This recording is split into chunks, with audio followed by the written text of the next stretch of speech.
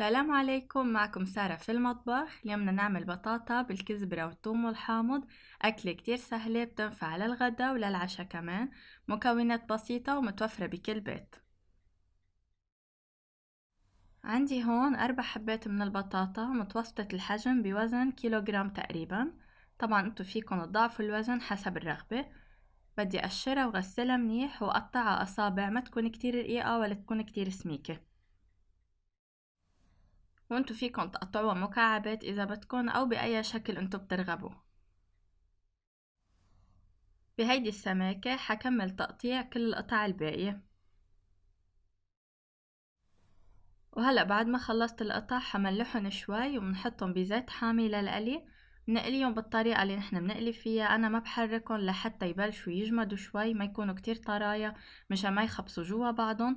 بيصيروا شكلهم حلو منن مخبصين بهيدا الشكل. بس يصيروا كامشين كل قطعة على بعضها ساعتها بحرك لأوصل للون المطلوب. بس نوصل للون اللي بدنا اياه للبطاطا اللي عنا، بنرفعها من على الزيت وبنحطها بصحن حتى تتصفى شوي من الزيت اللي فيها قبل ما نضيفها على باقي المكونات.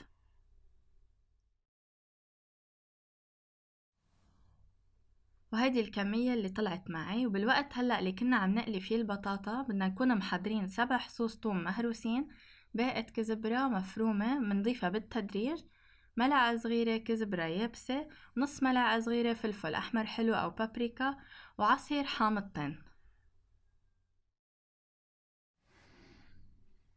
وهلأ بمقلاية على النار منحميها شوي ومنضيف شوية زيت زيتون، منضيف الثوم ومنقليه شوي حتى يبلش ياخد شوية لون خفيف. ما منكتر عليه كتير لأنه بعدين كمان حياخد لون، بس نضيف البطاطا معه ونقلب. بس مجرد لنوصل لهيدا اللون منخفف النار كتير كتير ومنضيف البطاطا.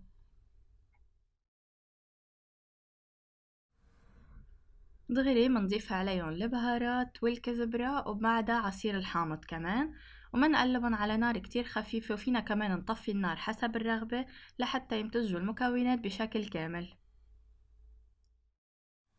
وهلأ كمان بس نرجع نضيف الحامض كمان عليهم بصير خلط المكونات مع بعضها أسهل، والثوم اللي من تحت بيمتزج معنا بسهولة أكتر مع باقي المكونات. والكزبرة بضيفها على دفعتين، أول دفعة هيك وبحرك، برجع بعدين بضيف الدفعة التانية حسب الرغبة. كرمال ما يطلع عندكن كتير كزبرة هيك بتضيفوا بالتدريج. وهيك بنتأكد انه نكون خلطنا المكونات كلها بشكل منيح وامتزجوا مع بعضهم منيح، وبتكون خلصت وصفتنا. طبق كتير طيب بيجهز معنا بسرعة وما بده كتير تعب وشغل. طعم كتير لذيذة وكتير بنصحكم تجربوها. انا بفضله ساخن، وفي ناس كمان كتير بتفضله بس يبرد شوي ويصير بحرارة الغرفة. بتتناولوه بالطريقة اللي بتفضلوها اكتر. بالحالتين كتير طيب وكتير لذيذ. لون الصحن كتير حلو على السفرة، بيعطي لون كتير حلو كمان طعم كتير طيبة. مثل ما قلت بينفع لغدا ولعشا كمان سريع.